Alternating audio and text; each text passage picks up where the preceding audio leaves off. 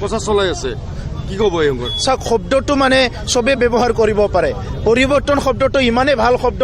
যে সেইটো চবে ব্যৱহাৰ কৰিব পাৰে কিন্তু আমাৰ পৰিৱৰ্তন আৰু তেখেতসকলৰ পৰিৱৰ্তনৰ অলপ মানে পাৰ্থক্য থাকিব পাৰে তেখেতসকলে হয়তো পৰিৱৰ্তন বিচাৰিছে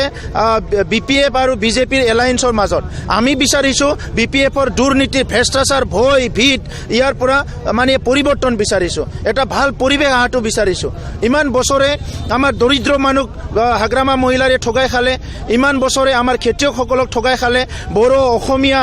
ৰাভা যিমান জনগোষ্ঠী আছে বিটিআৰ অঞ্চলৰ আমাৰ নাথ যোগী বঙালী মুছলমান সবকো প্ৰবঞ্চনা কৰিলে হাগ্ৰামা মহিলাৰে ইয়াৰ পৰা আমি উদ্ধাৰ হোৱাটো বিচাৰোঁ ইয়াৰ পৰা পৰিৱৰ্তন হোৱাটো বিচাৰোঁ আৰু সুস্থ এটা সমাজ গঢ়ি পেলাই য'ত নেকি যুৱকসকলে সংস্থাপন পায় মহিলাসকলে উপাৰ্জন কৰাৰ এটা পথ পায় খেতিয়কসকলে ভাল খেতি কৰিবলৈ বৈজ্ঞানিক পদ্ধতিৰে খেতি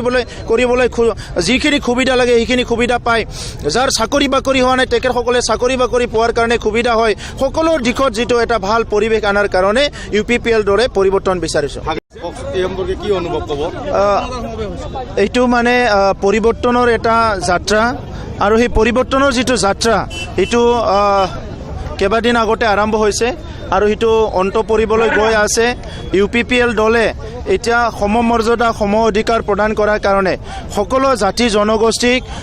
BPF হাগ্ৰামা মহিলাৰীয়ে কৰা ভয় ভীতৰ পৰা উদ্ধাৰ কৰিবলৈ এতিয়া UPPLে নামি পৰিছে যোৱা 17 বছৰত হাগ্ৰামা মহিলাৰীয়ে বিভিন্ন জাতি জনগোষ্ঠীৰ মানুহবিলাকক ভয় ভীত কৰি দাবী ধমকি দি বিভিন্ন পন্থাৰে দমন কৰি আহিছে শোষণ কৰি আহিছে ঠগ প্ৰবঞ্চনা কৰি আহিছে বঞ্চিত লাঞ্ছিত কৰি আহিছে আৰু আজি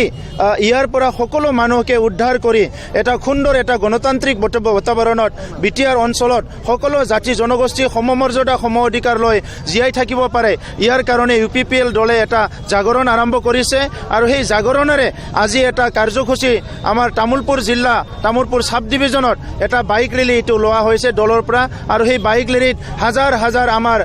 আমাৰ কৰ্মীসকলে আমাৰ শুভাকাংক্ষীসকলে অংশগ্ৰহণ কৰিছে আৰু ইয়াৰ পৰা স্পষ্ট মেছেজ আজি যাব সমগ্ৰ বিটিআৰ অঞ্চলত কি আমাৰ যিটো তামুলপুৰ জিলা আছে UPPLৰ আৰু তামুলপুৰ সাব ডিভিজন ইয়াত মানে 5টা সিটতো UPPLে জয়যুক্ত হ'ব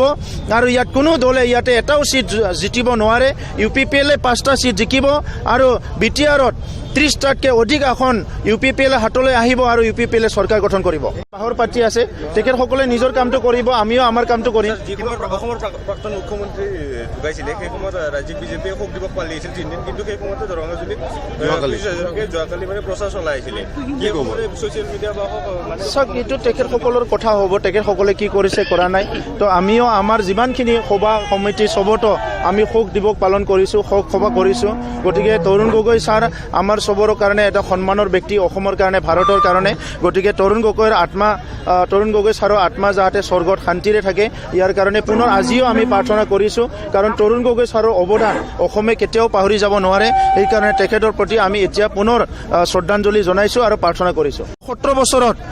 ক্ৰিটিচাইজ কৰা অভিযোগ কৰা সেইবিলাকে কৰি আছে ৰাস্তা দলং বনোৱা নাই গতিকে হাগ্ৰামা মহিলাৰে যিমান দিন থাকিব সেই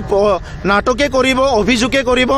আৰু সমালোচনাই কৰিব ইয়াৰ বাহিৰে হাগ্ৰামা একো কাম কৰিব নোৱাৰে আজি তামুলপুৰ যিটো জিলা আছে সাব ডিভিজন আছে ইয়াত এটা কথা কওক যে হাগ্ৰামা মহিলাৰে এইটো কাম কৰিছে আজি এটাও কাম হাগ্ৰামা মহিলাৰে কৰা নাই গতিকে হাগ্ৰামা মহিলাৰ কাম নাটক কৰা মানুহক ঠগা প্ৰবঞ্চনা কৰা মানুহক মানে ভয় খোৱা আৰু ইয়াৰ লগতে হাগ্ৰামা মহিলাৰে কাম হ'ল ক্ৰিটিচাইজ কৰা কাম কৰা মানুহ হাগ্ৰামা মহিলাৰ নহয় এইকাৰণে হাগ্ৰামা মহিলাক বিদায় দিবলৈ সময় হৈছে আৰু ইয়াত পৰিৱৰ্তন আনি পেলাই ভাল চৰকাৰ এটা স্থাপন কৰি সকলো জাতি জনগোষ্ঠী একেলগে আগুৱাই যোৱাৰ সময় আহিছে